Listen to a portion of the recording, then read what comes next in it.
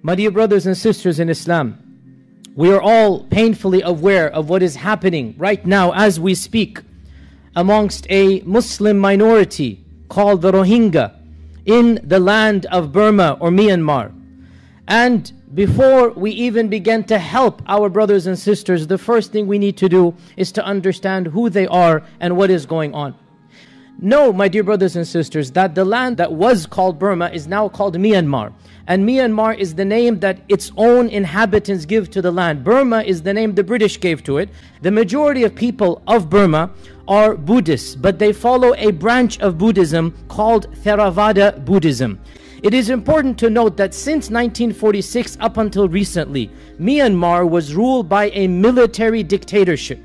It was a very strict military junta that did not allow any freedom of speech. It did not allow protests. And it was in that climate that opposition against the government began by local people. And this opposition was led primarily by a lady who is now the person in charge of Myanmar or Burma. And this lady eventually won the Nobel Peace Prize. We should all be aware of her name. It is Aung San Suu Kyi. Aung San Suu Kyi. And she is, by the way, the daughter of the person who was called the father of modern Burma.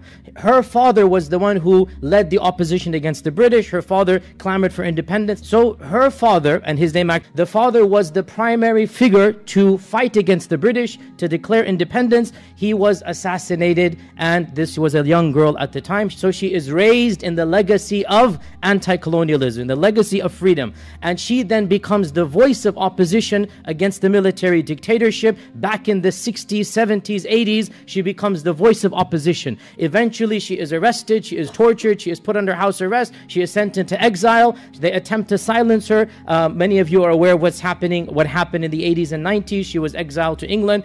She began a resistance movement, and slowly but surely the people began supporting her until finally in the 90s, the late 90s, the military government essentially had to withdraw and collapse. And in the early 2000s, her party ran for election in a first free and fair election, and she won with a landslide victory. Okay, think of Nelson Mandela in South Africa. She was the only candidate, the most popular candidate, and her party wins with a landslide victory.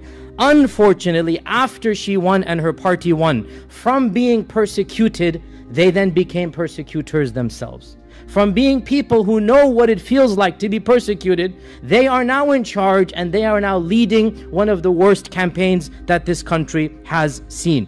And government has officially declared 8 ethnicities to be real Burmese, real Myanmar people. And all other ethnicities are considered to be foreigners. Now, there are hundreds of mini ethnicities in this land, just like any land. But the government has declared only 8 of them to be officially recognized.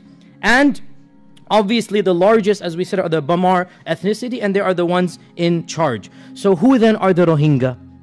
The Rohingya obviously are not one of those 8. They are one of the smallest of the ethnicities, but they are predominantly Muslim. So the Rohingya are predominantly Muslim. Who are the Rohingya? The Rohingya are a descendants of a civilization that actually used to have an empire, a kingdom, over 500 years ago.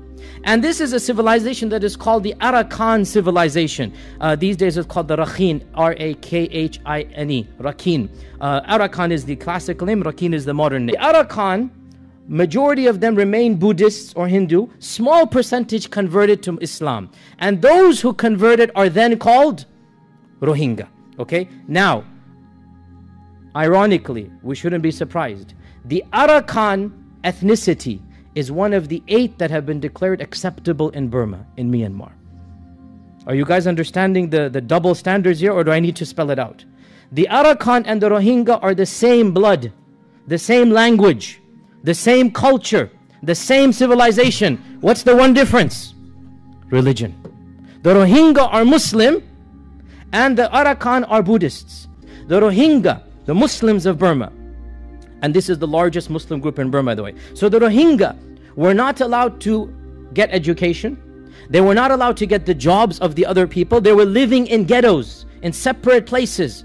So what's going to happen? Poverty, high rates of crime, petty theft. That when you have to feed your family, you have to do something. And so this fuels the perception, oh, the Rohingya are all terrorists, the Rohingya are all bad people. This is from the 80s and 90s, before the modern issues began.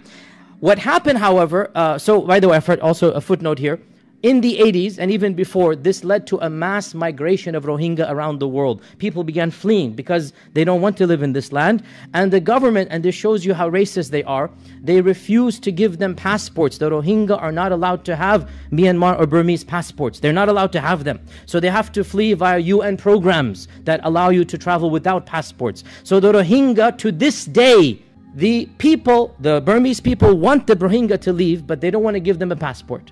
Because if they give them a passport, this means we are equal. You're a part of our land. So they are a stateless nation. The United Nations officially calls the Rohingya a stateless ethnicity. They don't have a state. No state is willing to adopt them. Their own homeland, where they have been for 500 years, does not give them a passport. They can do nothing.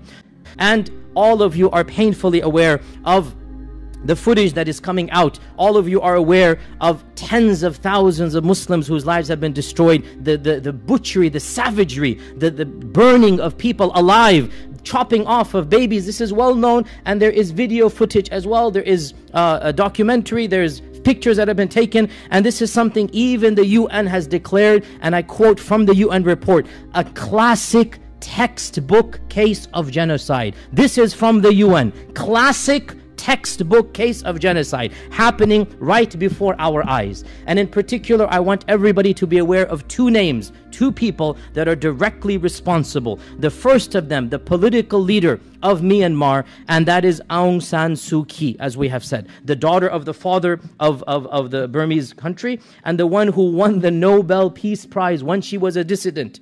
When she was against the government, she won the Nobel Peace Prize. Now that she's in office, she has become even worse than the military government was against the Muslims. And this shows us really what can happen when you gain power. Aung San Suu Kyi has publicly defended what the military is doing. And she has claimed that the Muslims are all Al-Qaeda terrorist affiliates, whatnot. And she has in fact cancelled public engagements in other lands because she does not want to face the press. Wiratu, Ashin Wiratu, is the Buddhist monk who was on the cover of Time magazine 2 years ago, and it said the face of Buddhist terror. Ashin Wiratu is one of the most inhumane Buddhist monks to ever have walked the face of this earth. You think of Buddhism, you think of peace. Well, maybe generally, but there are exceptions, and this is one of the main exceptions. He has called for open genocide, for the elimination of the Rohingya people. So we will try our best to alleviate their pain and suffering, even though there's not much we can do, but we continue doing whatever little we can, because in that little is hope of Allah's forgiveness. Because that's all we can do. I cannot miraculously snap my fingers and stop the entire crises, the entire people fleeing. But public awareness, talking about it on my Facebook page, bringing it to people's attention, giving khutbahs, whatever finances we have, help out with them. Make dua for them. Did you ever make dua for the Syrian refugees, brothers and sisters? Have you ever raised your hands and made genuine dua for the people of Afghanistan and Iraq, for the people of Rohingya? That's the least we can do. And it shows a sense of connection, a sense of ummah, that we have to help, even if it's just by raising our hands and saying, oh Allah, help them.